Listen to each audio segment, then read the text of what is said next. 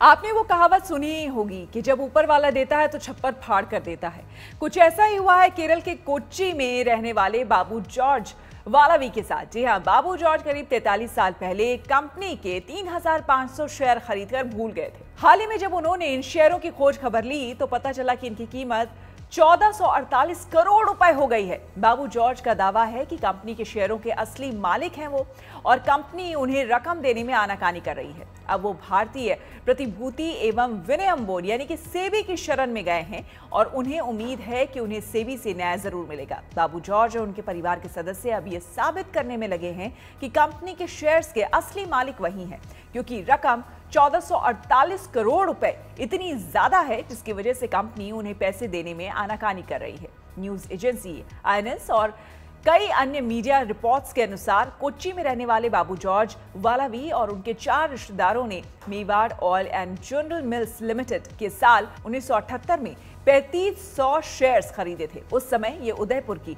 एक unlimited company थी। अब 74 साल के हो चुके बाबू इस कंपनी के डिस्ट्रीब्यूटर हैं। उन्होंने 3500 शेयर खरीदे थे और इस हिसाब से वो कंपनी के 2.8% हिस्सेदार बन चुके हैं। कंपनी के फाउंडर और चेयरमैन पीवी सिंघल और बाबू दोस्त थे।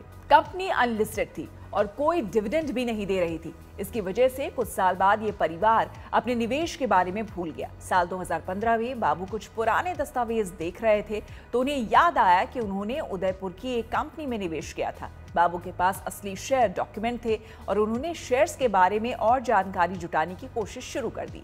बाबू को पता चला कि Mewar oil and general mills limited ने अपना नाम बदलकर पीआई इंडस्ट्रीज कर लिया है और ये लिस्टेड कंपनी बन गई है। बाबू को यह भी पता चला कि कंपनी मुनाफे में है। पीआई इंडस्ट्रीज ने अपने कारोबार को रसायनों और कीटनाशकों के निर्माण में विस्तारित किया और अब इसका बाजार पूंजीकरण लगभग 50,000 करोड़ रुपए है। बाबू ने अपने शेयर्स को डीमैट अकाउंट बदलने की कोशिश की और एक एजेंसी से संपर्क किया। एजेंसी ने बाबू को सीधे कंपनी से संपर्क करने को कहा।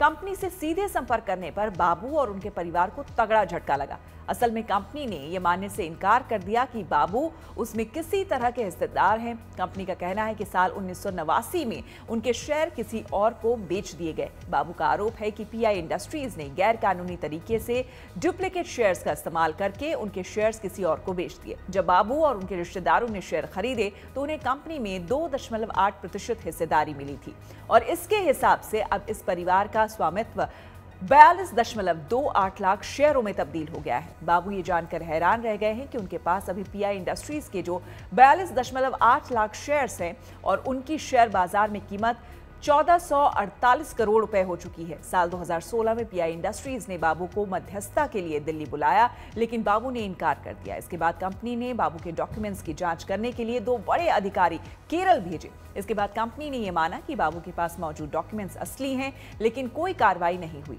बाबू ये मामला सेबी के पास लेकर गए हैं और अब इस पर सेबी को निर्णय करना है।